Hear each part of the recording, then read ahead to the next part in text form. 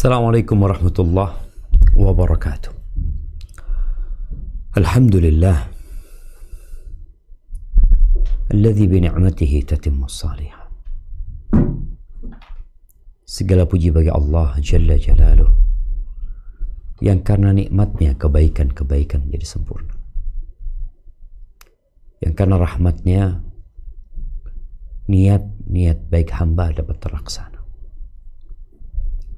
Allahumma salli wa sallim ala abdika wa rasulika Sayyidina wa maulana Muhammadin wa ala alihi wa ashabihi ajma'in. Ya Allah, semoga salawat dan salam, berkah dan nikmat senantiasa Engkau curahkan untuk hamba kekasih-Mu, untuk baginda Nabi kita Muhammad alaihi salatu wassalam, untuk keluarga beliau, untuk istri-istri beliau, untuk putra-putri beliau, dan untuk seluruh sahabat Nabi. Semoga Allah meridhai kita bersama mereka. Amma ba'd, tak terasa kita sudah sampai hari Selasa lagi. Selasa lalu kita kajian. Selasa sebelumnya juga kajian. Kenapa waktu berlalu begitu cepatnya? Ada yang mengatakan, ya Allah, ana sudah 10 tahun menikah, belum dikasih anak. Sudah 10 tahun. Ngapain aja 10 tahun itu? Ada yang kuliah tahu-tahu merasa anak udah lulus, udah waktunya skripsi, udah akan wisuda. Berapa tahun kau kuliah? 4 tahun. Ahibati fillah, kadangkala waktu itu terasa lambat. Padahal sama aja waktu ana sama antum ya sama 24 jam. Tapi ada yang merasakan waktu itu berlalu begitu cepatnya. Ada yang terasa panjang sekali waktunya. Padahal enggak. Enggak, lo enggak panjang kok. Engkau berapa lama di penjara? 2 tahun. Tapi seperti 20 tahun. Bayangin ya, 2 tahun. Yang hitungannya sama dengan keluarganya 2 tahun juga. Mungkin orang-orang sekitarnya 2 tahun. Mungkin sipir di penjara yang bekerja di sana, yang mengelola penjara itu ya 2 tahun. Tapi ini tahanan merasa 20 tahun. Ada yang ditahan sebulan. Wallah, sebulan anak ditahanan kayak 10 tahun. Dia melihat kepada jarum jamnya, kepingin dia cepatkan. Karena dikatakan engkau akan keluar dari penjara ini, insya Allah, bulan Ramadan. Bulan Ramadan. Buat kita yang di luar tahanan, di penjara, Ramadan, tahu-tahu ya Allah udah masuk bulan Sya'ban gitu. Apalagi udah Ramadan lagi kita. Kita sekarang Rabiul Awal, Rabiul Akhir, Jumadal Ula, Jumadal Akhir, Rajab, Sya'ban, Ramadan. Tapi tuh ada orang yang merasa, waduh lama banget Ramadan ini. Berarti waktu kita semua sama. Tapi keadaan, kondisi, suasana hati itu yang membuat waktu bisa terasa singkat, bisa terasa panjang, bisa terasa cepat, dan bisa terasa lambat. Bagi yang waktunya terasa singkat dan berlalu begitu cepatnya, hendaklah kau bersyukur kepada Allah SWT. Lu gimana Zat? Nggak berkah berarti waktu ada? Bukan. Berarti engkau bahagia. Engkau sedang senang. Kalau engkau dalam kondisi susah,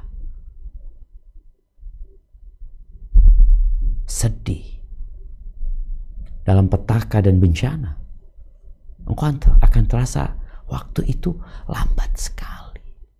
Kau sakit di atas ranjang di opname selama 10 hari. Kau terasa, ya Allah, lama banget anak di tempat ini gitu ya. Udah berapa lama? Kata keluarga, baru 10 hari.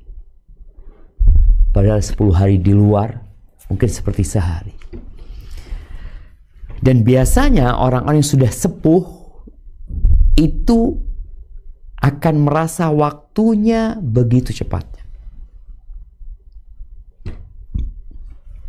Dia akan mengingat, dulu aku masih kecil, dulu aku SMA. Aku dulu SMA sini ya. Dulu aku kuliah di sini, kemudian dia bekerja, menikah ya. Ada banyaklah kegiatan dia lakukan. Tapi ada satu waktu dia merasa, Allah, cepat sekali waktu ini.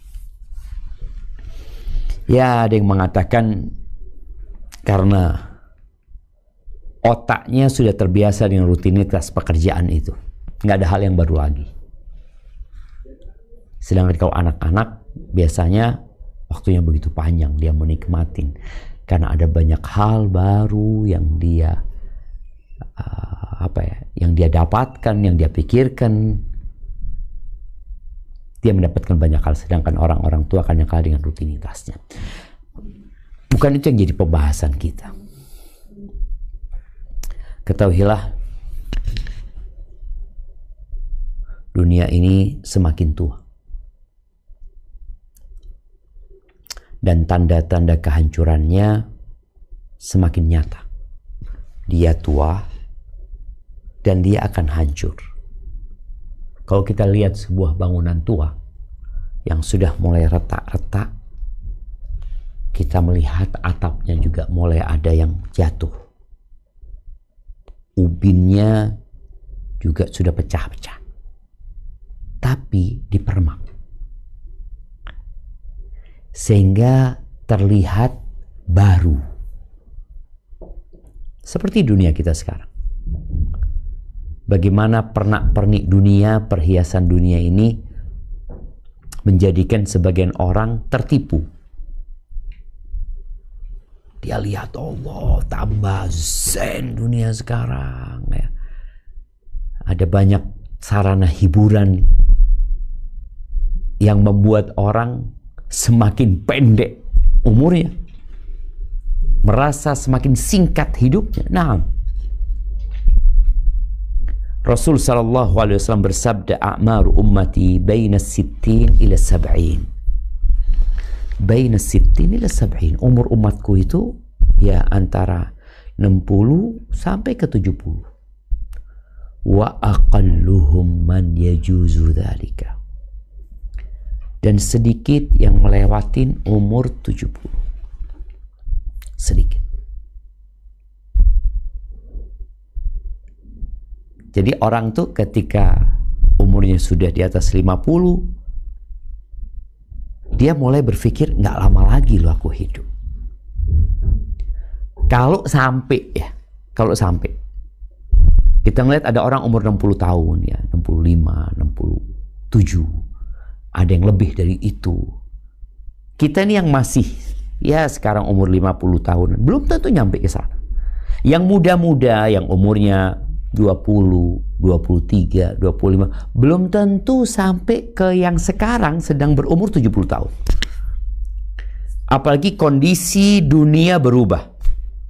Kemarin saya berjumpa dengan seorang dokter ortopedi. Dia cerita, orang yang umur 50 tahun ke atas atau 40 tahun ke atas, beliau sebutkan ya, itu biasanya yang sakit Ustadz lututnya sama pinggangnya. Sekarang anak-anak umur 20 tahun sudah sakit lututnya dan pinggangnya. Untuk bisa lihat ada apa sebenarnya. Kenapa yang dulu baru dirasakan di umur 50 tahun, sekarang umur 20 tahun sudah merasakan. Orang gagal ginjal biasanya ya karena ginjalnya sudah lama dipakai ya, di atas umur 50 tahun, 60 tahun mungkin. Sekarang umur 20, 30 tahun. Jamaah rahimakumullah, Allah menggambarkan bagaimana singkatnya hidup ini di banyak ayat dalam Al-Quran. Kenapa? Karena memang modal orang hidup itu adalah waktu. Allah bersumpah wal asri, demi waktu asar, wal fajri, demi waktu fajar, wal duha, demi waktu duha, wal nahar, demi waktu siang, wal asri, demi waktu asar, terus wal lail, demi waktu malam. Karena itu waktu yang akan dilewati manusia, dan itu modal orang hidup. Engkau harus cinta sama waktu. Kita nih harus cinta sama waktu. Kenapa? Karena waktu lebih berharga daripada uang. Makanya di dunia barat sana, dari kecil kita udah dengar tuh ungkapan time is money, kata mereka. Waktu adalah uang. Waktu adalah uang. Jadi mereka bekerja itu dihitung waktunya, sejam sekian, sejam sekian, overtime dapat lagi. Ternyata waktu lebih mahal daripada uang. Uang yang hilang bisa kita cari. Antum kehilangan uang, anak kehilangan uang, jatuh 1 juta. Antum putar-putar, dapat duitnya. Anak bangkrut, kehilangan uang 1 miliar. Antum usaha lagi dapat 1 miliar. Tapi waktu gak bakalan bisa. Maka Allah Azza wa Jalla menggambarkan bagaimana kehidupan di dunia ini, agar kita sadar waktu kita tinggal sedikit. Nah, di surat Al-Mu'minun ayat 112-113. A'udzu billahi minasy syaithanir rajim. Qala kam labithtum fil ardi 'adada sinin. Qalu labithna yawman aw ba'da yawmin fas'alil 'addin. Dia Allah berfirman, berapa tahunkah lamanya kamu tinggal di bumi? Mereka menjawab, kami tinggal di bumi sehari atau setengah hari. Maka tanyakanlah kepada mereka yang menghitung. Barakallahu fiik. Kita lihat jemaah. Ditanya tuh orang-orang di hari akhir, berapa lama kalian hidup? Kalian kan punya kesempatan untuk menjadi orang baik.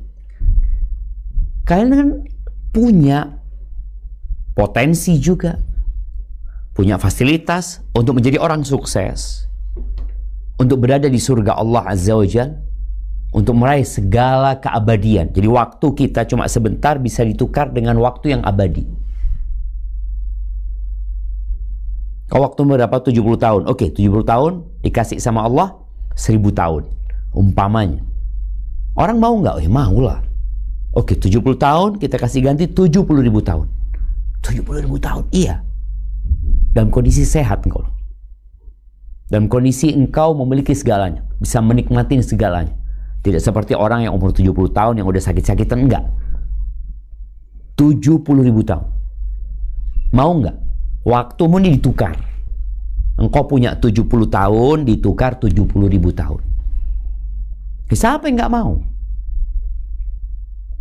Oke, lebih dari itu. Engkau punya waktu 70 tahun, kita ganti 7 juta tahun.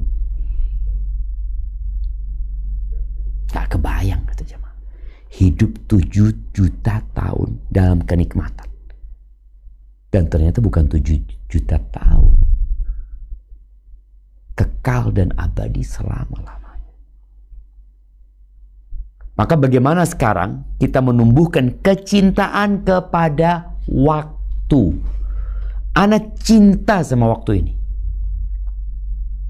Maka tadi dikatakan, ditanya mereka, berapa lama kalian hidup? Sehari atau 2 hari? Kok begitu cepatnya buat mereka waktu? Padahal mereka hidup 70 tahun.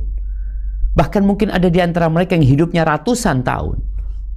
Tapi kenapa mereka merasa lambat? Karena mereka berada dalam kondisi yang tidak menyenangkan di akhirat.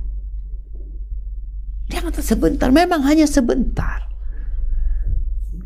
Wa inna yawman 'inda rabbika ka'alfi sanatin mimma ta'uddun. Satu hari di sisi Tuhanmu seperti 1000 tahun dalam perhitungan kalian. Di surat Ar-Rum ayat 55, Allah Azza wa Jalla berfirman tentang bagaimana para pendosa pada hari kiamat. Nah, tafadhal. Udah. Wa yawma taqumus sa'atu yuqsimul mujrimuna ma labithu ghaira sa'ah kadzalika kanu yufakun. Dan pada hari ketika terjadinya kiamat, orang-orang yang berdosa bersumpah bahwa mereka berdiam dalam kubur hanya sesaat saja. Demikianlah dahulu mereka dipalingkan dari kebenaran. Barakallahu fikum. Nah, kalau dikatakan dalam kubur, ya boleh jadi dalam kehidupan dunia dan kubur. Cuma sesaat mereka hidup. Padahal manusia hidup di atas muka bumi 70 tahun, di dalam kuburnya ribuan tahun. Nabi kita Muhammad SAW hidup di dalam kuburnya, ini di alam barzakh sana, dengan penuh kenikmatan. Sudah 1436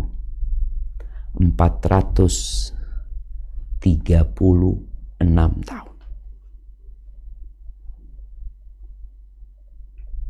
Hidup dalam kenikmatan. Adapun orang-orang pendosa, mereka merasa hidup di muka bumi ini hanya sesaat saja, nggak lama. Ahibati fillah, memang ana membaca dan menonton beberapa penjelasan tentang kok waktu ini serasa lebih cepat ya sejak COVID-19. Jadi sejak 2019 tuh COVID-19 itu waktunya terasa lebih cepat lagi. Padahal sejak COVID-19 itu subhanallah segala fasilitas dan sarana yang memudahkan itu dirasakan oleh manusia. Khususnya yang berkaitan dengan media sosial ya. Teknologi komunikasi yang nggak perlu capek-capek, yang seharusnya dengan teknologi itu waktu kita semakin banyak. Dulu kalau orang mau ke Australia naik kapal laut itu berhari-hari. Jadi kalau kita lihat waktunya, mereka waktunya umpamanya naik kapal laut 5 hari. Naik pesawat tak tahu berapa jam, mungkin ke Australia 3 jam mungkin atau 4 jam. Tapi kenapa yang dikasih waktu 4 jam ini, yang itu dikasih 5 hari, ternyata sepertinya lebih pendek waktunya orang-orang sekarang. Gitu. Masa ya, ini mungkin kita bisa merenungkan bersama ya, bagaimana masa zaman dulu dan masa zaman sekarang. Ana ingat di rumah ibu ana ada tungku, kita kalau masak pakai kayu dulu. Ana dikasih tahu ibu, ambil kayu ya, dibakar, ditiup, dikipas sampai hidup. Sekarang gleks. Udah. Berarti kan anak punya waktu tambahan seharusnya. Yang kalau tadi ngidupin 15 menit, sekarang kleks. Nggak sampai 1 detik mungkin. Berarti kan waktunya Anya lebih banyak dari orang dulu seharusnya. Itu contoh satu. Air panas ya. Sebelum adanya apa yang untuk air panas itu? Dispenser ya. Kita dulu kalau mau minum teh, mau minum kopi, atau mau air hangat, harus masak. Masak di kompor tuh, ditungku tadi. Atau kalau nggak tunggu, kemudian di rumah juga ada kompor minyak ya. Yang kalau kita mau ngidupin kompor sumbu, kita harus ngeluarkan waktu yang cukup banyak. Setelah itu baru masak air. Jadi waktu waktu menghidupkan dan waktu minumnya lebih panjang waktu menghidupkan itu kompor atau memasak itu air. Sekarang enggak. Waktu minumnya yang lebih panjang. Kenapa? Orang tinggal taruh gelas, pencet, keluar air hangat, air panas. Langsung. Dia minum butuh waktu. Tapi ternyata banyak orang yang dikasih tambahan waktu ini, waktunya sia-sia. Hilang waktu itu. Itu kalau bicara ya kompor. Ya. Kemudian mesin cuci. Kita dulu nyuci, Anda masih ingat. Di rumah ada pembantu, nyuci pakai tangan, dikeblok-keblok. Kalau mereka pulang liburan, kita anak-anak yang nyuci, kita merasakan. Kemudian kita memeras, diperes, minta tolong kadang kala berdua karena kita masih kecil-kecil ya. Kemudian kita jemur. Setelah itu nanti setrika. Setrika di rumah dulu, Anda masih ingat kalau mau nyetrika itu ada yang pakai arang. Prosesnya itu makan waktu. Baru bisa nyetrika. Sekarang subhanallah ada mesin cuci yang keluar langsung kering, langsung bisa disetrika. Artinya kan waktunya semakin pendek untuk kau melakukan aktivitas itu. Tapi kenapa kok terasa cepat sekali ya? Apalagi tadi dikatakan sejak 2019 itu tanda-tanda kiamat. Dalam hadis yang diriwayatkan Imam Bukhari dari Abu Hurairah radhiyallahu taala anhu bahwa Nabi alaihi salatu wasallam bersabda, la taqumu as-sa'atu hatta yuqbad al-ilm wa takthuru az-zalasil wa takthura az-zalasil wa yataqarab az-zaman wa tadhharu al-fitan wa tadhhara al-fitan wa yakthura al-haraj wa huwa al-qatl wa hatta yakthura fikum al-mal fayafid. Tidak akan terjadi hari kiamat sampai ilmu itu digenggam. Dan digenggamnya ilmu itu dengan dimatikannya para ulama. Para ulama ya, ulama-ulama yang dahulu dikenal, mereka telah meninggal dunia. Wa takthura zalazil, akan banyak gempa. Gempa lagi. Di mana-mana banyak terjadi gempa. Yang dulu mungkin nggak seperti sekarang terjadi gempa. Ada gempa dari sejak zaman dulu, tapi nggak banyak. Yang ketiga, wa yataqarab zaman. Zaman, waktu itu semakin mendekat. Semakin mendekat. Wa tadhharal fitan, akan muncul fitnah-fitnah, kekacauan-kekacauan. Wa yakthural haraj, dan akan banyak pembunuhan. Akan banyak pembunuhan. Kemudian wa hatta yakthura fikumul mal fayafid, akan banyak uang, akan banyak harta sehingga berlimpah ruah jemaah. Dan sepertinya itu terjadi di zaman sekarang. 50 tahun yang lalu hanya orang-orang kaya saja yang bisa punya motor. Ya, berarti tahun 75. Tahun 75. Itu berapa motor yang ada di kota kita? Siapa pemiliknya? Motor. Apalagi mobil. Sekarang hampir semua orang punya motor. Mobil yang dulu tidak terjangkau harganya, sekarang semua orang bisa beli mobil. Ya, harta itu semakin banyak, jemaah. Dan kita merasakan dulu ya Allah, Ummi ana rahimahullah belikan baju baru itu ya cuma lebaran. Kita pakai baju baru hanya lebaran. Atau pas baju sekolah. Pas sekolahan memang harus pakai baju baru naik kelas. Bagi baju sekolah ya bolong-bolong kadang-kala karena dibuat main baru beli. Sekarang antum bisa lihat orang bisa beli baju tiap pekan, tiap bulan. Barangnya murah, fulusnya ada. Banyak uang itu sekarang. Pasar, ya, jadi memang di antara tanda-tanda kiamat itu juga mendekatnya pasar.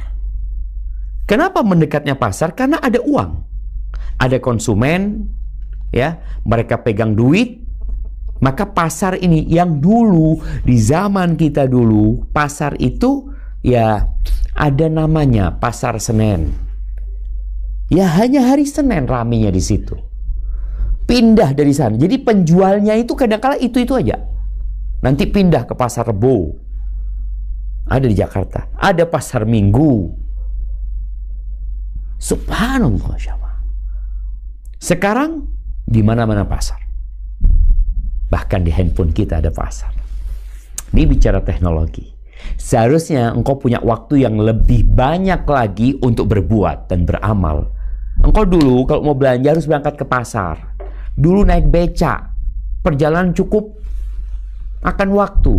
Sekarang engkau nggak perlu keluar rumah. Engkau duduk di atas ranjangmu. Makanan datang, pakaian datang, ember datang. Apa aja yang mau engkau beli. Lemari dikirim, genteng dikirim, apa aja yang kau mau beli coba. Artinya dengan teknologi yang ada, seharusnya engkau punya waktu yang lebih. Tapi tadi, rasa ya Allah kayak baru kemarin kajian Selasa ini, kok kajian lagi? Ada masalah sama kita. Tapi itu memang tanda-tanda kiamat. Wa yataqarabuz zaman. Zaman itu semakin mendekat. Dengan tambahan tadi, hiburan-hiburan sarana-sarana yang ada, uang ada, ya akhirnya waktu semakin begitu cepatnya. Ahibati fillah, di hadis yang diriwayatkan Imam Tirmidzi dari Anas bin Malik radhiyallahu anhu dari Nabi alaihi salatu wassalam, beliau mengatakan, la taqumus sa'atu hatta yataqarab az-zaman. Kiamat tidak akan terjadi sampai waktu itu mendekat. Sebagian mengatakan mendekatnya waktu tadi perjalanan yang seharusnya sepekan jadi sehari. Semakin cepat kan berarti kan. Waktunya semakin lambat. Boleh jadi enggak. Nyata aja. Kata Nabi SAW, fatakunu sanatu kasyahr. Fatakun as-sana kasyahr. 1 tahun seperti 1 bulan. Wasyahru kal jumu'ah. 1 bulan seperti 1 Jumat. Ingat, istilah seminggu itu nggak dikenal dalam Islam. Seminggu nggak dikenal sama orang Yahudi. Karena Yahudi punyanya sesabtu. Sabat. Mereka punya itu. Umat Islam nggak kenal dengan seminggu juga. Kenalnya dengan sejumat. Karena Jumat itu adalah hari spesial. Buat kaum muslimin, Sabtu hari istimewa. Buat orang-orang Yahudi, Minggu, hari Ahad itu hari yang istimewa juga buat orang-orang Nasara. Sehingga mereka menghitungnya seminggu, yang Yahudi sesabtu, yang Muslim seminggu juga. Kok bisa? Ini bicara waktu juga, enggak sejumat. Ketemu Jumat lagi, bukan ketemu Minggu lagi. Karena hari Jumat hari yang paling mulia di antara 7 hari itu. Fatakunul jumu'atu aw watakunul jumu'atu kal yawm. 1 Jumat seperti 1 hari. Loh, kayak ini hari Selasa nih. Loh, wes Selasa lagi. Kayaknya baru kemarin kajian. Terus kajian lagi. Nah, wa yakunul yawm kasa'ah. 1 hari seperti sesaat. Sesaat. 1 jam lah kalau bahasa orang sekarang. 1 hari seperti 1 jam. Wa takunu sa'atu kaddirmati binnar. Dan 1 jam itu seperti menghidupkan api. Kayak korek ya. 1 jam. Seperti itu. Jamaah rahimakumullah. Ya, Al-Khattabi dalam kitab Ma'alimus Sunan, dia mengatakan mendekatnya waktu itu menunjukkan singkatnya umur. Wa qillatul barakati fiha. Dan sedikitnya barakah. Gak berkah waktu. Buktinya, apa pencapaian-pencapaian yang kau dapatkan di umur kau sekarang? Apa? Ada orang sehari bisa 1 juz. Engkau?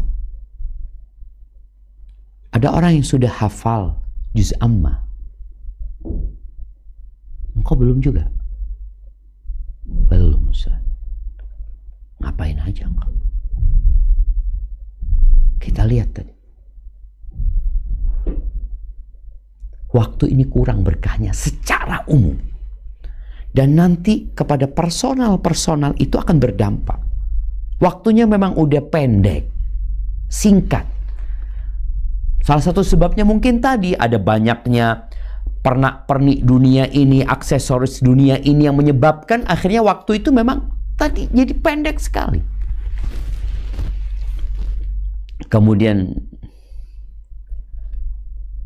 disebutkan oleh ulama yang lainnya seperti Al-Baydawi bicara tentang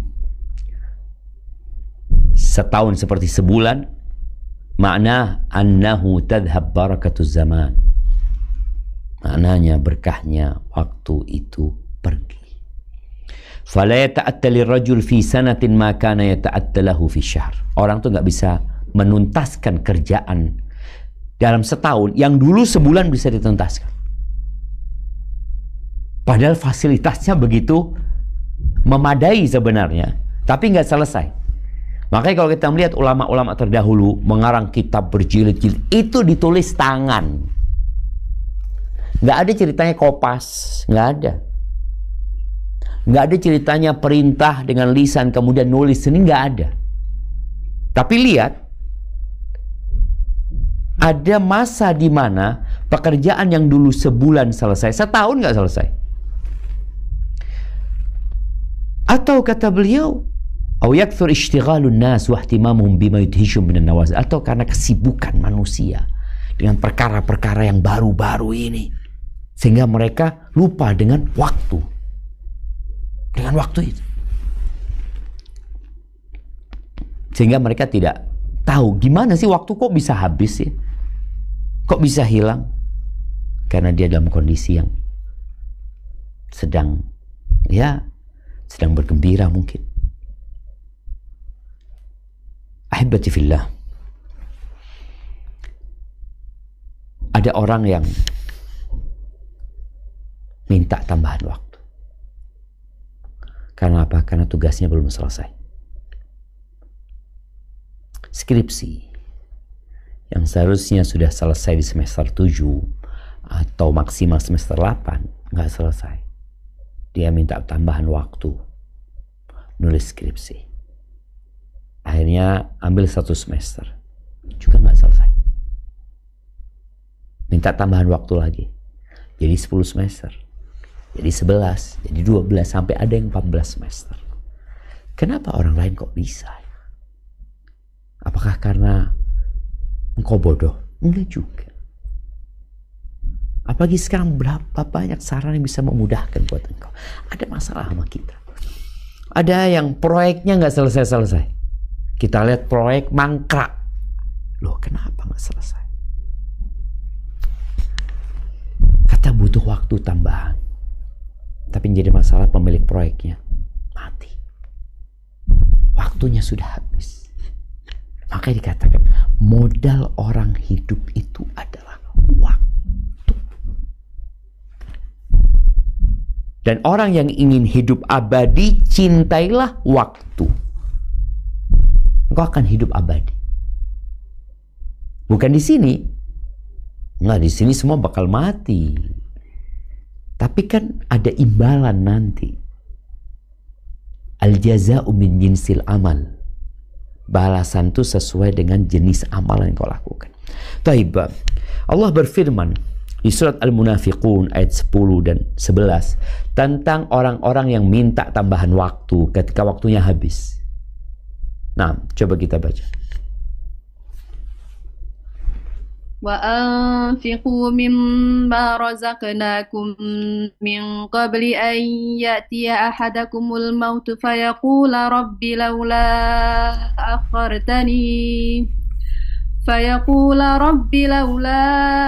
أخرتني إلى أجل قريب فأصدق وأكن من الصالحين ولن يؤخر الله نفسا إذا جاء أجلها والله خبير بما تعملون. Dan infakkanlah sebagian dari apa yang telah kami berikan kepadamu sebelum kematian datang kepada salah seorang di antara kamu. Lalu dia berkata menyesali, "Ya Tuhanku, sekiranya engkau berkenan menunda kematianku sedikit waktu lagi, maka aku akan dapat bersedekah dan aku akan termasuk orang-orang yang soleh. Dan Allah tidak akan menunda kematian seseorang apabila waktu kematiannya telah datang. Dan Allah maha teliti terhadap apa yang kamu kerjakan." Allahu Akbar jemaah. Ini orang minta tambahan waktu. Dan tidak minta banyak dia. Tidak minta 1 hari. Tidak minta 10 jam. Enggak. Bas. Deket aja. Tunda aja sedikit. Dia ingin sedekah. Karena sedekah itu tidak butuh waktu yang banyak. Tapi banyak orang membutuhkan pikir yang panjang untuk bersedekah. Ini orang ketika waktunya habis, dia langsung kepikiran mau sedekah. Dia tidak mau berangkat haji karena haji ada waktunya yang sudah dikhususkan. Umrah juga seperti itu. Dia harus melakukan perjalanan yang cukup panjang. Sholat juga ada waktunya. Tapi sedekah nggak kenal waktu. Sholat ada waktu larangan. Apalagi sholat wajib, ada waktu yang sudah ditetapkan. Ini orang minta waktu tambahan untuk sedekah. Mungkin dikasih tambahan, nggak bakalan. Kalau sudah datang waktunya udah selesai. Ahibat fillah, Rasul SAW menyebutkan ya, ni'matani maghbunun fihima katsirun minan nas.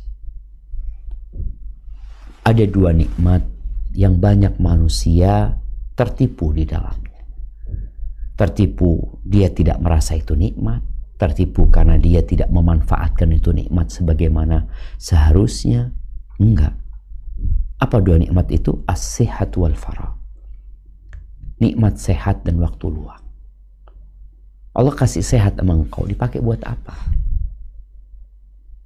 Buat bermain, buat jalan-jalan, buat ngobrol. Yang terkadang pemanfaatan kesehatan yang Allah berikan kepada kita itu tidak balik kepada dunia kita, tidak pula kepada akhirat kita. Ada orang menggunakan kesehatannya untuk cari fulus yang halal. Alhamdulillah manfaat gitu loh. Tapi ada orang enggak. La dunia wala akhirat. Hanya untuk bermain-main saja. Wal faragh, dan waktu luang. Waktu kosong. Ibu-ibu mungkin yang tidak bekerja di luar rumah, tapi dia sibuk di rumah sebagai ibu rumah tangga, sebuah profesi yang sangat mulia dan terhormat, biasanya punya waktu yang lebih banyak. Khususnya apabila anak-anak sudah berangkat sekolah dia udah nggak punya bayi, apalagi udah tua, anak-anak udah pada nikah semuanya, waktu dia semakin banyak yang luang. Dulu dia memasak untuk 8 anggota keluarga. Sekarang udah enggak. Masak buat suami istri. Kadang-kala dia sendiri, dampingin pembantu. Nggak ada siapa-siapa. Berarti waktu luangmu semakin banyak. Tapi dipakai buat apa? Kalau dikatakan waktu itu berlalu begitu cepat, iya. Mau tidak mau, kita harus memanfaatkan.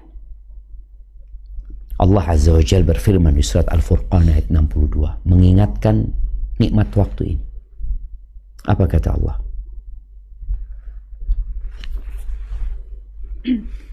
وهو الذي جعل الليل والنهار خلفة لمن أراد أن يذكر أو أراد شكورا.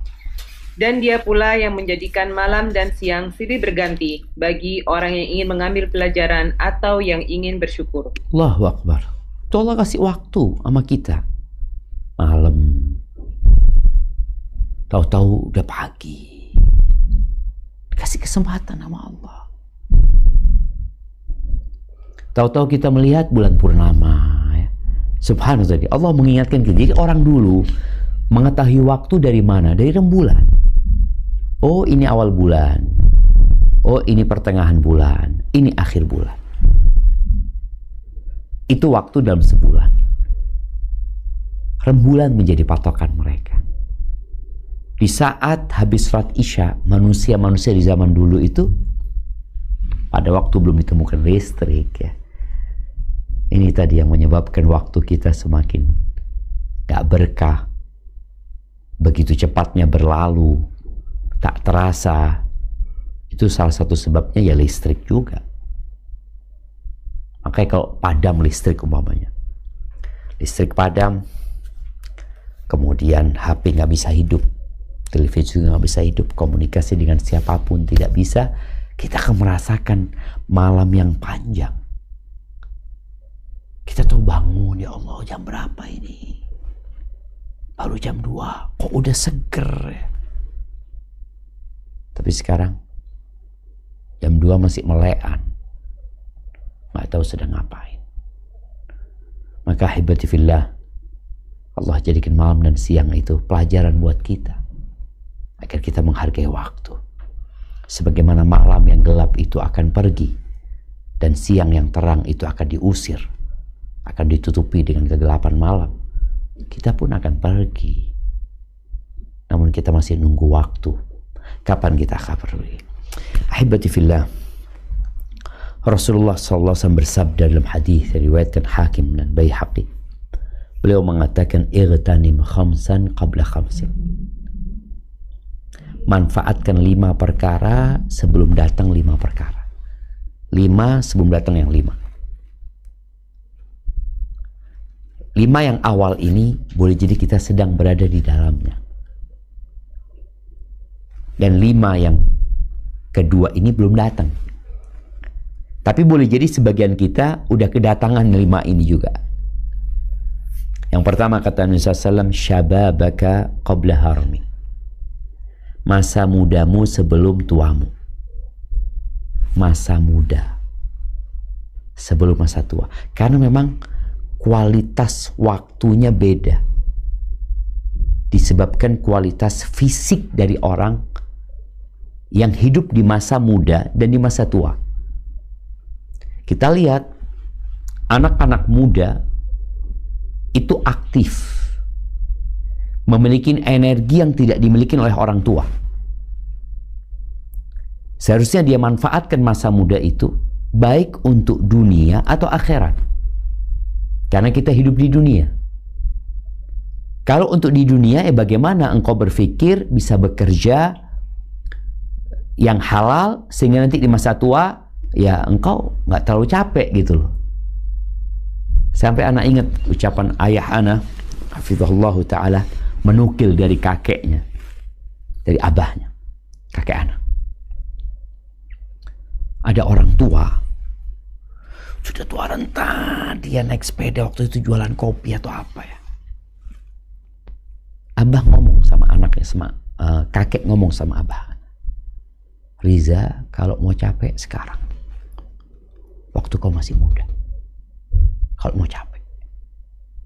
Jadi ketika kita berpikir dunia, ya sudah, masa muda ini harus benar-benar dimanfaatkan semaksimal mungkin untuk cari dunia. Karena kita hidup di dunia, Rabbana atina fid dunya hasanah. Tapi jangan lupa, manfaatkan masa muda ini juga untuk mencari akhirat. Kenapa? Kalau engkau di masa muda memanfaatkan waktumu untuk ya puasa sunnah umpamanya, muda sholat malam, ibadah haji ketika muda, maka enak. Soalnya kalau engkau nanti tua, berat. Kita lihat Indonesia mengirim jemaah haji, banyak yang sudah tua-tua. Ketika muda kemana gitu loh. Maka tadi, masa mudamu sebelum masa tuamu. Sebagian kita udah tua ketika mendengarkan hadis ini. Lalu dia mengatakan, sahih Ustaz, ana haji kemarin ngos-ngosan Ustaz. Tempat lempar jumrahnya jauh, tawafnya di atas, sa'inya nggak kuat. Manfaatkan masa mudamu sebelum masa tua. Jangan masa muda, yang masih muda nih, buat yang masih muda, sebelum datang masa tua. Nih orang tua semua kepingin masa muda itu, waktu muda itu balik lagi. Sampai ada yang mengatakan, laita syababa ya'udu yawman fa'ukhbiruhu bima fa'alal masyib. Andai kata masa muda itu bisa balik, aku akan kasih tahu apa yang terjadi di masa tua. Aku akan kasih tahu mereka gitu. Tapi udah gak bisa balik gitu loh. Dan pertanyaan nanti di padang mahsyar tentang waktu ini, gua akan ditanya, masa muda dipakai buat apa? Dipakai buat apa? Ketika Allah memberikan fasilitas yang begitu excellent kepada dirimu, dipakai buat apa? Kalau orang tua dekat masjid ya wajar lah. Orang tua ngaji wajar. Udah tua dia. Dia merasa, aku nunggu apa? Nunggu mati. Baik, kemudian yang kedua, wasihataka qabla saqamik. Sehatmu sebelum sakit. Sebagian kita udah mulai sakit-sakit. Yang dikasih sehat sama Allah Azza wa Jalla, manfaatkan kesehatanmu. Karena kalau orang itu sehat, rajin ibadah, ketika sakit, semua ibadah yang biasa dia lakukan ketika sehat akan ditulis ketika dia sakit. Tetap sehat, puasa Senin Kemis, puasa dalam sebulan 3 hari. Lalu dia sakit, tetap ditulis. Dia puasa Senin Kemis. Loh ini kan nggak puasa, ia sedang sakit. Tapi Allah kasih berkah buat dia. Dalam kondisi sakit pun tetap amalan sehatnya ditulis. Kemudian wa ghinaka qabla fakri. Yang dikasih kekayaan sama Allah Azza wa Jalla sebelum engkau jatuh miskin, ya, manfaatkan. Karena kita ini nunggu semuanya. Kemarin yang sukses, yang jadi orang nomor 1 kadang kala turun. Kemarin yang mungkin banyak hartanya, tahu-tahu bangkrut. Maka manfaatkan kekayaanmu sebelum datang kefakiranmu. Kalau engkau di masa kaya nggak rajin ibadah, di masa miskin kadang kala yang ada putus asa dan bahkan bunuh diri. Nggak siap dia menghadapi kefakiran. Tapi ketika dalam kondisi kaya, dia memanfaatkan waktunya dan kekayaannya. Waktu dan kekayaannya. Karena ingat modalnya itu waktu. Ada orang kaya udah mati, ya sudah selesai, dia nggak punya kaya, nggak kaya lagi dia gitu. Jadi ketika engkau kaya sebelum fakir, datang. Kemudian wa faraghaka qabla syughlik, dan waktu luangmu sebelum datang kesibukanmu. Nih, kadang-kala nih ya, nih mak-mak di rumah, anaknya berangkat sekolah, tapi dia tahu jam 9 bakal ada tamu, umpamanya gitu. Kan ada kegiatan lah, atau jam 11 umpamanya. Ketika orang-orang anak-anaknya pergi, dia pegang handphonenya, ini waktu luang kan, dia mulai scrolling ini. Tahu-tahu jam 9. Udah kok ada tamu ini itu. Lalu tahu-tahu zuhur. Engkau belum baca Quran. Engkau katanya punya janji kepada dirimu bahwa engkau akan membaca 1 juz. Tapi ketika waktu luangmu engkau gunakan untuk yang sia-sia. Waktu sibuk engkau mikir, ya Allah, ana belum ini, ana belum sholat duha, ana belum ini, ana belum ini. Karena ketika engkau punya waktu luang, engkau nggak manfaat. Jadi kita tuh ketika punya waktu luang, manfaatkan. Baik untuk urusan dunia atau untuk urusan akhirat. Umar bin Khattab radhiyallahu ta'ala anhu mengatakan, inilah akrah an ara syab sabahlanan. Aku tuh nggak suka ngelihat pemuda nganggur, nggak suka. Terus nganggurnya apa? Kata Umar bin Khattab, la fi amalid dunya wala fi amalil akhirah. Dia tidak dalam aktivitas dunia, tidak dalam aktivitas akhirat. Dia tidak sedang mengerjakan sesuatu yang menghasilkan uang buat dunia dia, yang membuat tubuhnya sehat, yang membuat dia sukses hidupnya. Dia nggak melakukan itu.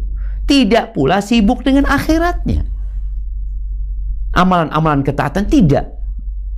Waktunya nganggur. Jadi dia melakukan nganggur itu bukan diem ya. Enggak.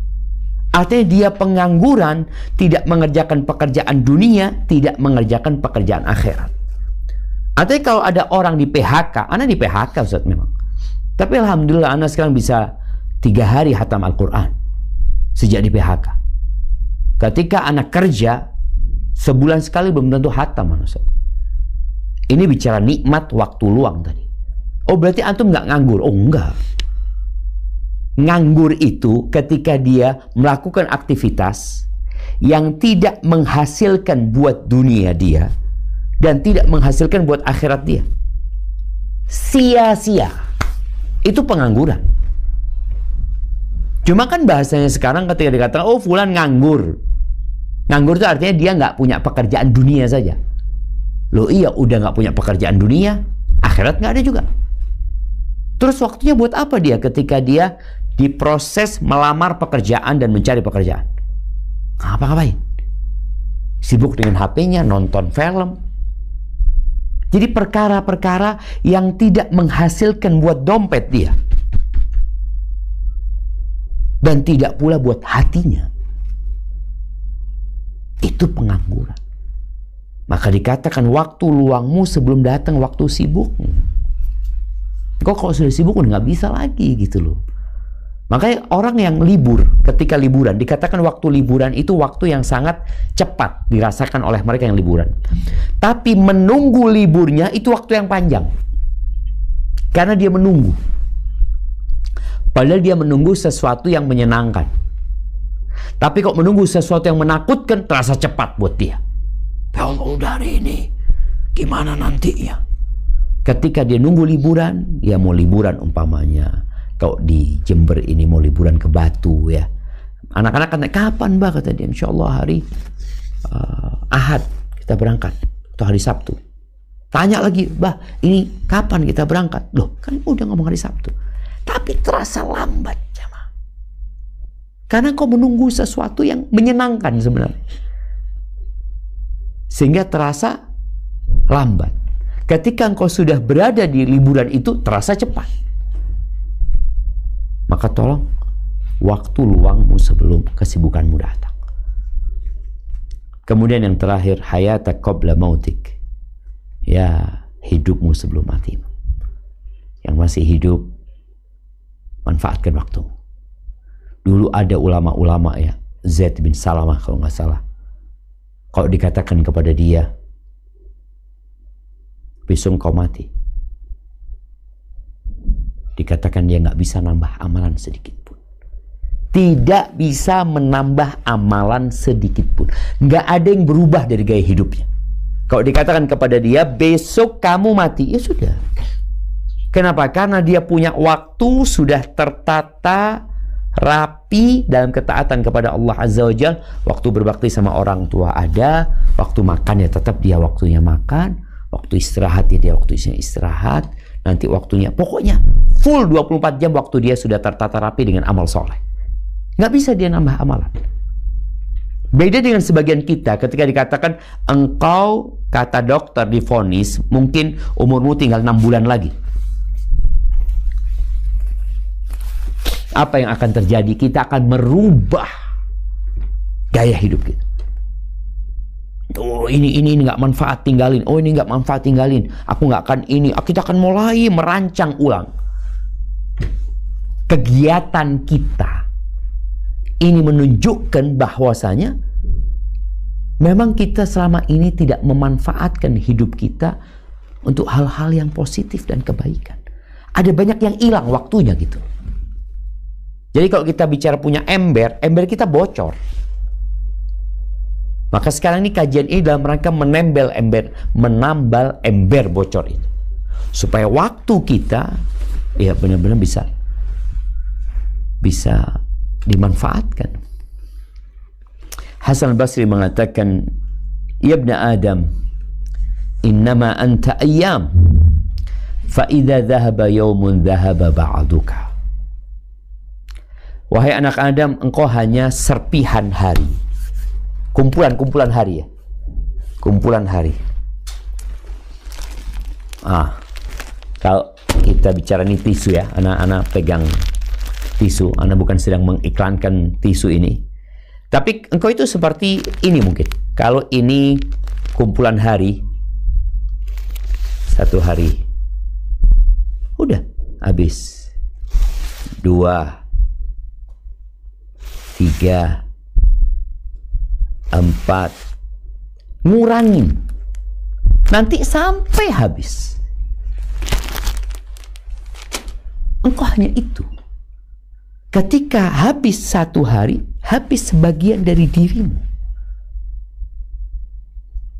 Makanya ada orang istilahnya ulang tahun, sehingga mereka berpesta ria.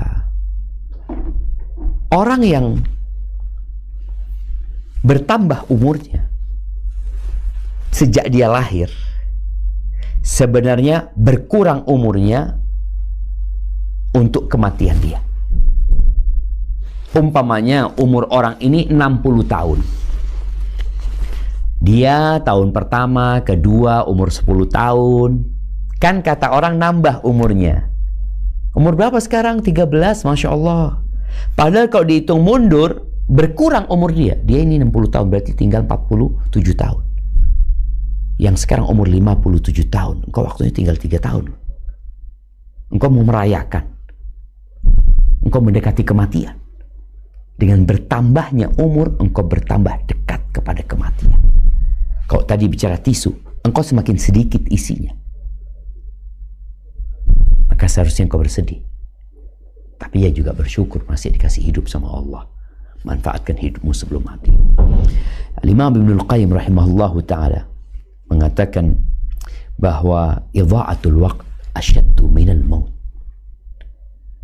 Menyia-nyiakan waktu itu lebih buruk daripada kematian. Lebih buruk daripada kematian. Menyia-nyiakan waktu. Kenapa? Karena menyia-nyiakan waktu itu menghalangimu, memutuskanmu dari Allah dan akhirat. Kau nggak bisa ke akhirat. Kau dikasih model waktu sama Allah, ini waktumu, manfaatkan. Tapi kita sia-siakan. Kalau menyia-nyiakan, kalau kematian itu hanya memutuskanmu dari kehidupan dunia dan penghuni dunia, udah mati kau. Tapi engkau hidup, menyia-nyiakan waktumu, ya sebagian orang hanya seperti bangkai hidup. Kita lihat pemuda-pemuda sekarang ya. Kalau kita menelisik kehidupan mereka, Kita lihat apa sih yang mereka kerjain.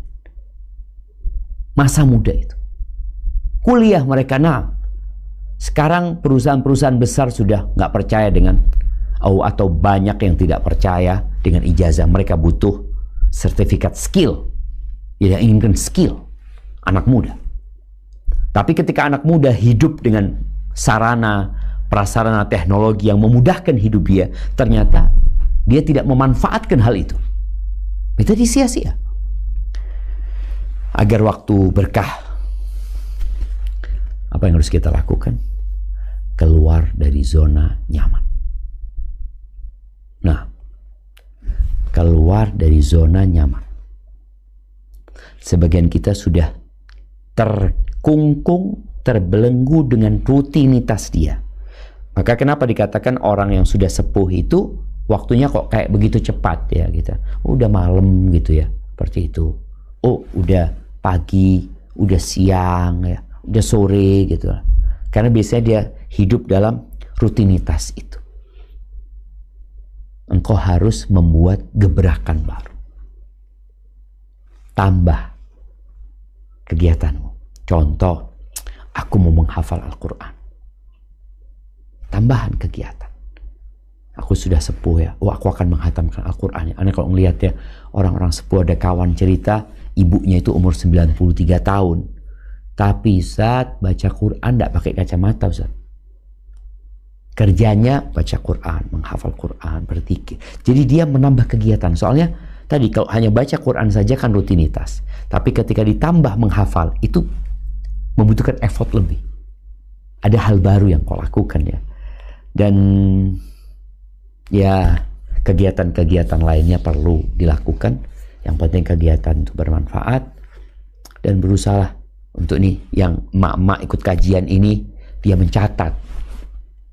Kan biasanya datang cuma dengerin.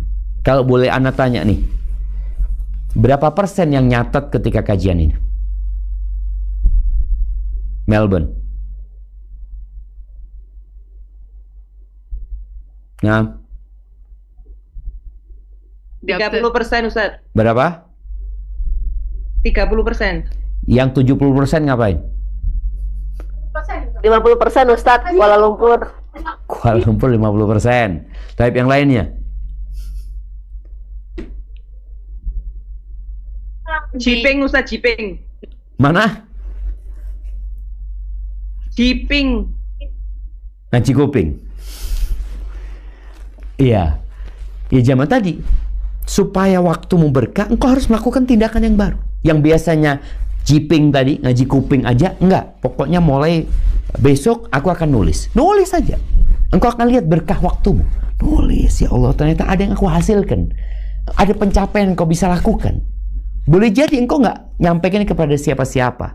Tapi ketika engkau mencatat di kertas itu, sejatinya engkau sedang mencatat di buku kebaikanmu pada hari kiamat. Jadi intinya harus keluar dari zona nyaman. Rutinitas-rutinitas yang dilakukan harus ditambahin. Kalau itu rutinitas yang nggak bermanfaat, mulai tinggalkan. Yang baik, pertahankan, kemudian tingkatkan. Barakallahu fiik, itu yang dapat Anda sampaikan. Mungkin kita masuk ke sesi tanya jawab. Naam, tafadhal. Nyaman. Udah ya sih.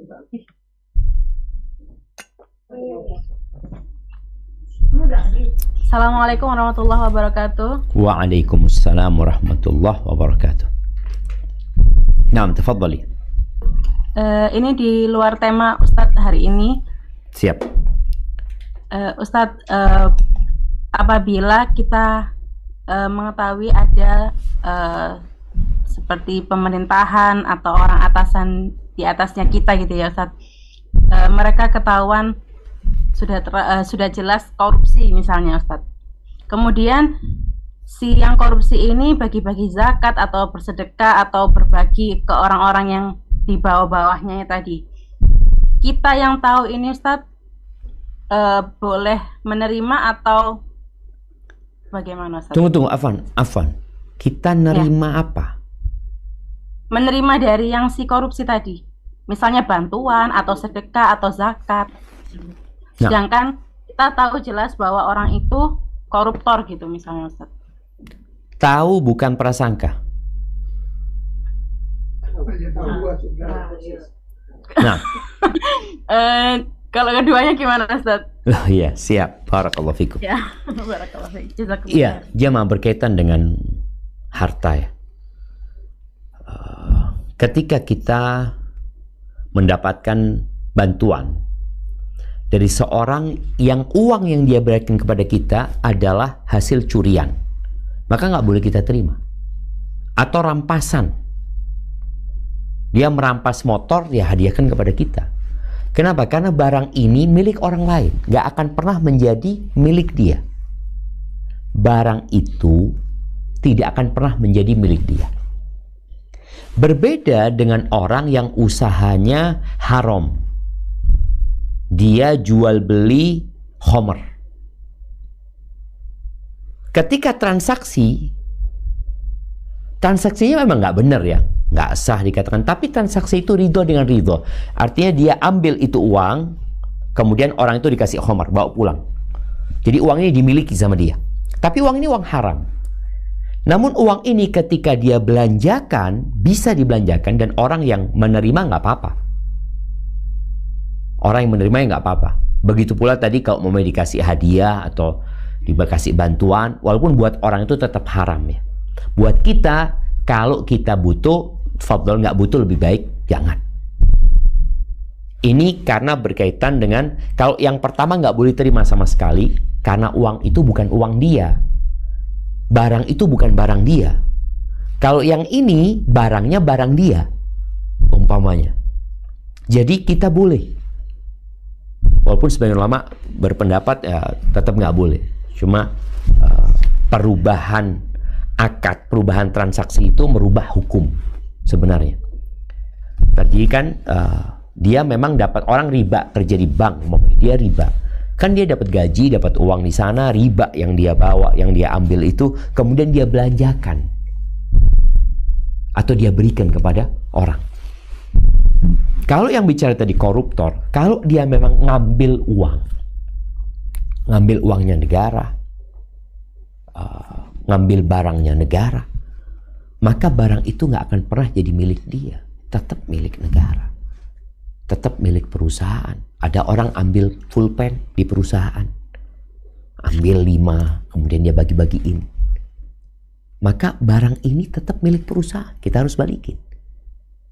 Makanya kalau kita lihat di hukum di Indonesia sendiri, koruptor-koruptor itu yang pernah nyawer ya, Ana pernah baca berita atau dikasih tahu ya, ada yang disawer sama uang milik orang itu, disawer 1 M kalau nggak salah ya. Ya harus dibalikin. Karena memang uang itu bukan milik dia gitu loh. Kalau tadi hasil mengambil milik orang lain, kemudian diberikan kepada orang lain, itu tidak boleh kita terima. Tapi kalau dia main judi, dapat untung, haram buat dia uang itu. Ketika dia berikan atau dia gunakan untuk belanja, jadi kita mendapatkannya karena transaksi tadi. Ada perbedaan akad ketika menerima uang tersebut. Jadi mungkin mohon difahami kembali, jadi barang yang milik orang lain yang merampas, itu nggak akan pernah jadi bisa diberikan kepada orang lain. Tapi kalau karena transaksinya yang terlarang, sebagian ulama tadi menyebutkan nggak ada masalah ketika dia membagikan umpamanya, tapi dia akan dapat pahala karena Allah Maha Baik dan Allah tidak terima kecuali yang baik. Barakallahu fikum. Nah, pertanyaan putaran pertama dari Perth. Mohon kiat-kiatnya Ustadz, dengan maraknya berita di media sosial, kita jadi punya habit scrolling handphone Ustadz. Gimana cara menghilangkan habit ini Ustadz? Barakallahu fikum. Barakallahu fikum ya. Memang Al-Imam Syafi'i rahimahullahu ta'ala mengatakan minal ismati an la tajid. Minal ismah an la tajid. Termasuk penjagaan dari Allah, engkau tidak mendapatkan apa yang menjadi sarana kemaksiatan. Itu termasuk penjagaan Allah. Contoh nih, orang biasa nonton scrolling ini, tahu-tahu HP-nya rusak. Baterainya soak mungkin, atau kuotanya habis. Tahu-tahu habis, ya Allah, kuotanya habis, nggak punya internet. Ini termasuk penjagaan dari Allah loh. Sehingga engkau tidak bisa melanjutkan tadi kebiasaan buruk tadi dengan handphone. Bagaimana cara menghilangkan kebiasaan ini? Dulu kita belajar di Madinah ya. Ada kondisi orang itu yang butuh ganti. Kita harus mencarikan ganti. Gantinya scrolling ini apa? Jadi kadangkala orang tua atau kita sendiri, kita nggak usah ngomong anak kita sendiri. Kita sibuk ya. Kok ngapain ya? Diganti apa nih? Mungkin diganti melakukan aktivitas yang lainnya, olahraga, bersih-bersih, motongin bawang atau apa kek. Kalau anak-anak kita yang punya habit seperti itu, ya kita harus kasih kegiatan yang menyebabkan dia nggak sibuk dengan handphonenya. Soalnya kadang-kala orang itu memang duduk semua, saudara-saudaranya makan semua pegang handphone gitu loh. Ya, itu pegang handphone, tuh pegang handphone, tuh aku ngapain? Aku pegang handphone juga akhirnya. Makanya sekarang kan orang main game online. Ini juga yang menghabiskan waktu ya. Main game online. Dulu kita main game. Ana walaupun termasuk yang nggak suka sama game. Dulu kita waktu main game, sama teman-teman biasanya hari Ahad ya. Kita berangkat ke mall umpamanya, ada game yang pakai koin. Habis udah pulang. Habis sudah. Sekarang enggak. Dia bisa bersama kawannya di berbagai penjuru dunia tanpa terputus koneksi. Maka buat orang tua hendaklah dicarikan ganti. Contoh ganti, yuk baca buku. Udah baca buku, anaknya baca buku, orang tuanya baca buku, semua baca buku. Yuk baca. Abah mau dengar, mamanya, ibu mau dengar. Ini kok bicara anak-anak kita. Jadi ada kegiatan pengganti.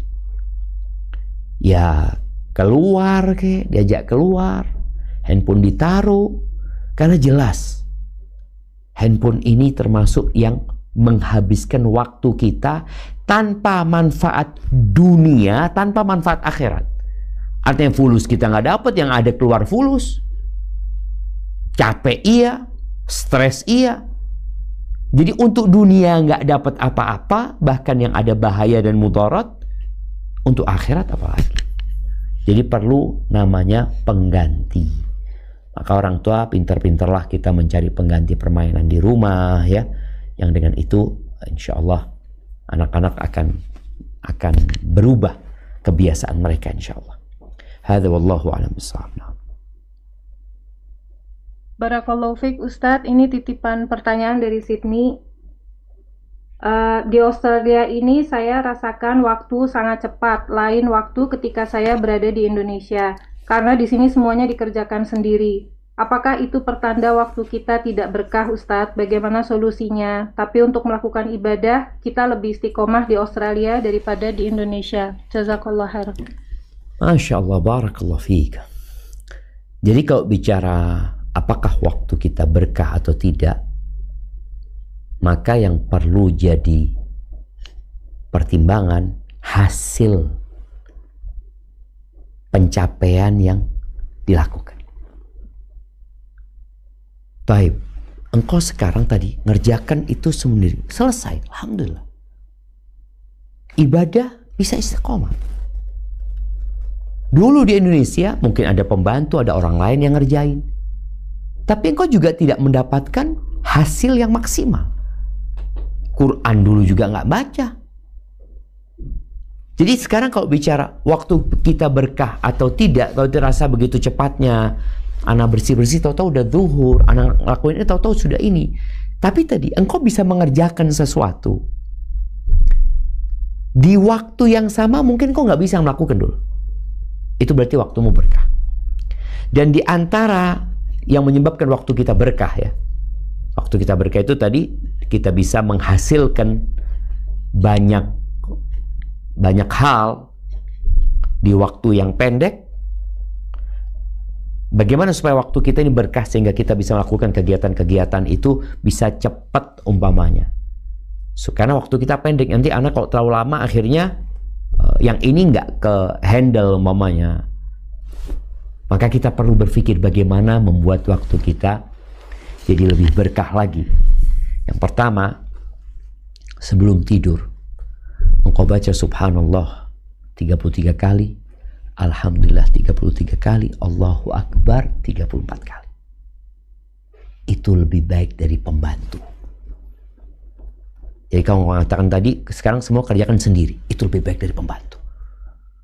Artinya boleh jadi adanya pembantu malah membuat waktumu nggak berkah. Kenapa? Karena semua dikerjakan pembantu, akhirnya engkau pegang handphone, engkau nonton sesuatu, scrolling, WA sana, WA sini, masukin keranjang, ini masukin keranjang, nggak ada.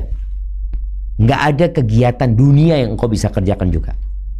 Maka tadi baca subhanallah 33 kali, alhamdulillah 33 kali, Allahu Akbar 33 kali. Tiap mau tidur. Yang kedua, baca Al-Quran. Itu juga akan memberikan berkah kepada yang membacanya dan kepada kehidupan dia.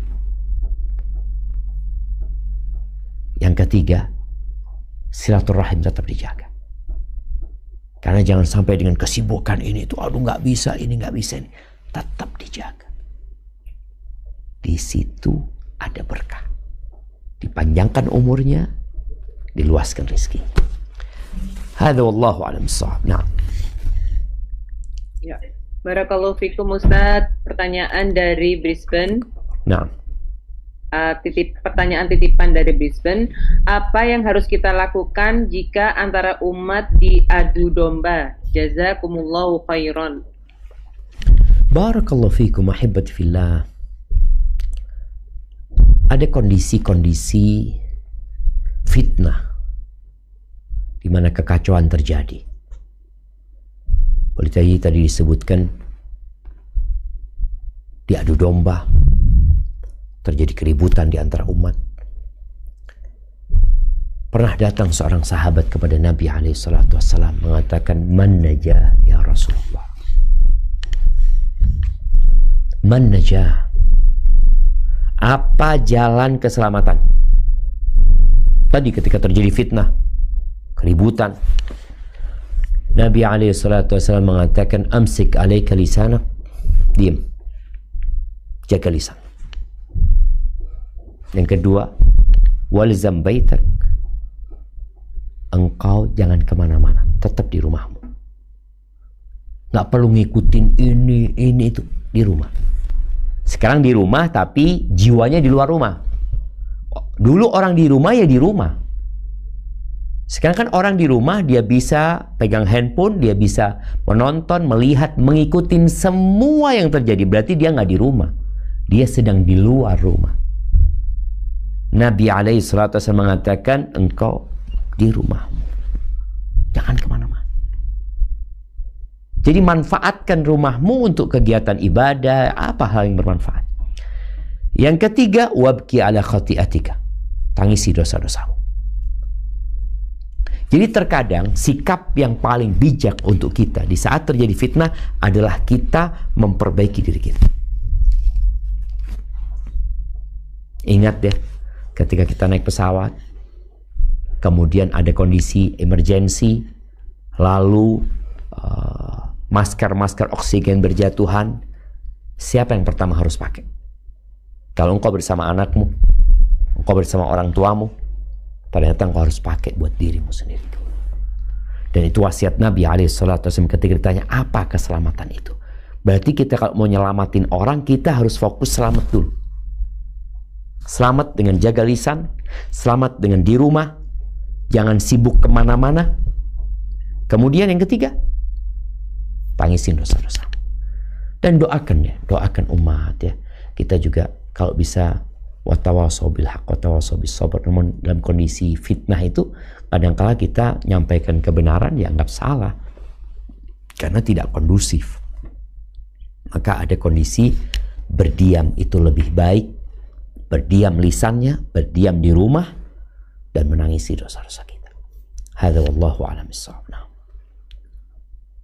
Assalamualaikum warahmatullahi wabarakatuh. Ustaz dari Canberra. Waalaikumsalam warahmatullahi wabarakatuh. Naam, tafadhal. Ada titipan pertanyaan, kemana sebaiknya kita mengalihkan uang riba, Ustaz? Mohon penjelasannya. Barakallahu fiik. Barakallahu fiikum. Naam, ahibati fillah, bicara uang riba ini, yang pertama usahakan kita nggak punya riba ya. Karena ada orang-orang yang memang sengaja, dengan sadar meletakkan uangnya di tempat riba tanpa ada kondisi yang memaksa.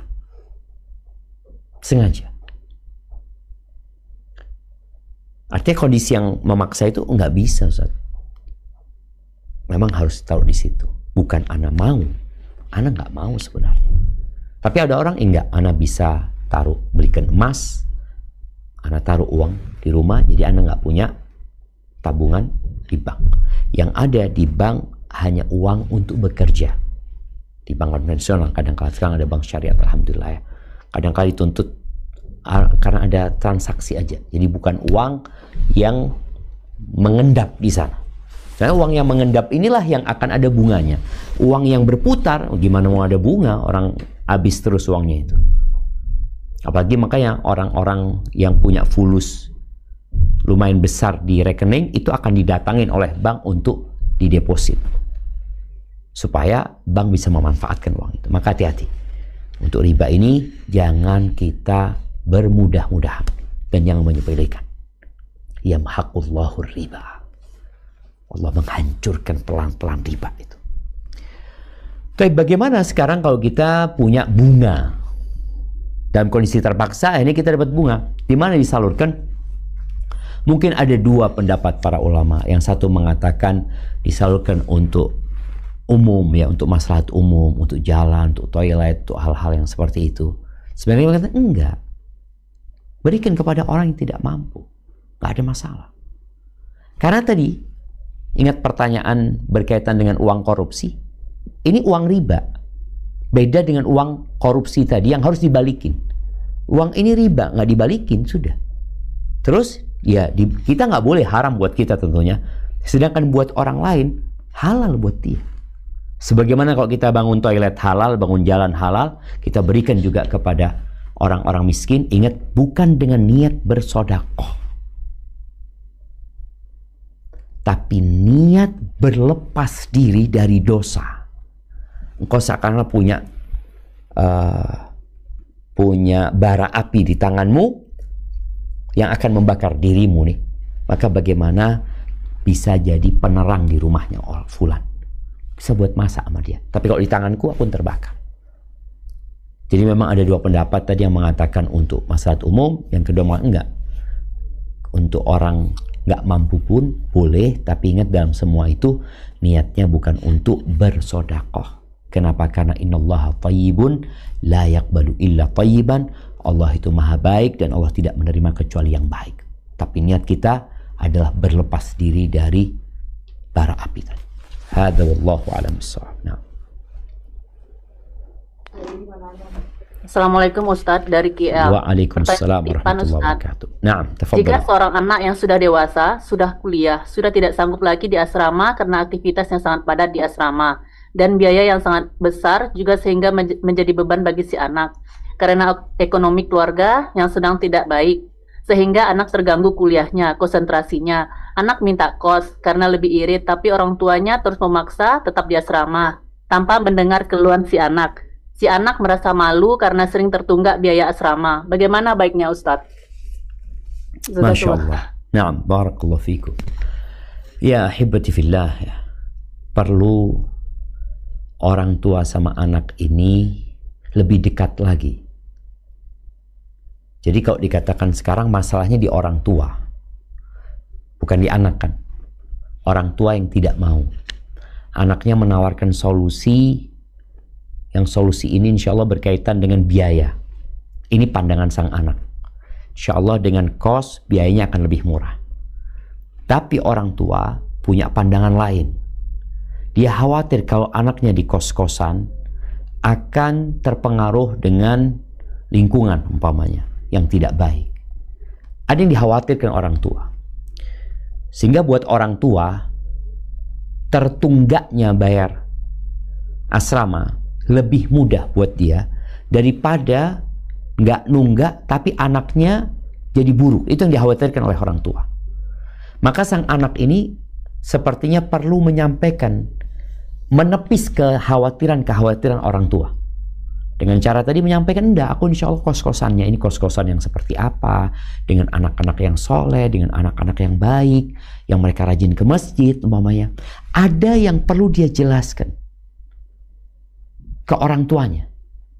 Karena ya ini prasangka anak ya, boleh jadi salah anak ya. Prasangka anak orang tua itu mempertahankan di asrama walaupun dia berat karena demi pergaulan anaknya. Sedangkan anak berpikir ahsan tinggal di luar demi meringankan beban orang tua dan dia nggak malu karena nunggak. Nah, dalam kondisi seperti ini mungkin anak sama orang tua ini perlu menjalin komunikasi yang baik lalu mereka istikharah. Kan pilihannya manusia yang kadangkala menurut pandangan dia baik belum tentu baik di sisi Allah. Sang anak juga diminta istikharah. Nah, engkau istikharah. Orang tua, ayah istikharah juga, ayah ibu istikharah juga. Bismillah, minta pilihan Allah. Jadi anak sudah memberikan penjelasan kepada orang tua. Kalau ngomong nggak bisa, tulis surat. Tulis surat kepada orang tuanya, baik-baik sampaikan ya. Nanti orang tuanya akan memberikan tanggapan. Soalnya kalau ngomong kadangkala diputus sama orang tuanya. Tapi yang jelas setelah ini kan udah musyawarah sama ustadz nih umpamanya seperti itu. Yang perlu dilakukan nanti adalah istikharah, minta pilihan Allah Azza wa Jalla. Allah mengatakan kutiba alaikumul qital wa huwa kurhul lakum wa asa an takrahu syai'an wa huwa khairul lakum. Wa asa an tuhibbu syai'an wa huwa syarrul lakum. Kata Allah, boleh jadi yang kalian benci itu baik buat kalian. Gak suka, tapi baik buat kalian. Dan boleh jadi yang kalian suka itu buruk buat kalian. Wallahu ya'lamu wa antum la ta'lamun. Allah tahu, kalian nggak tahu gitu loh. Kita tuh taunya suka nggak suka. Baik dan buruk kadangkala nggak terlalu kita pahami. Hadza wallahu a'lam bissawab. Nah. Sepertinya itu jadi pertanyaan terakhir. Nah, ya Kak Evi, pertanyaan terakhir itu kan?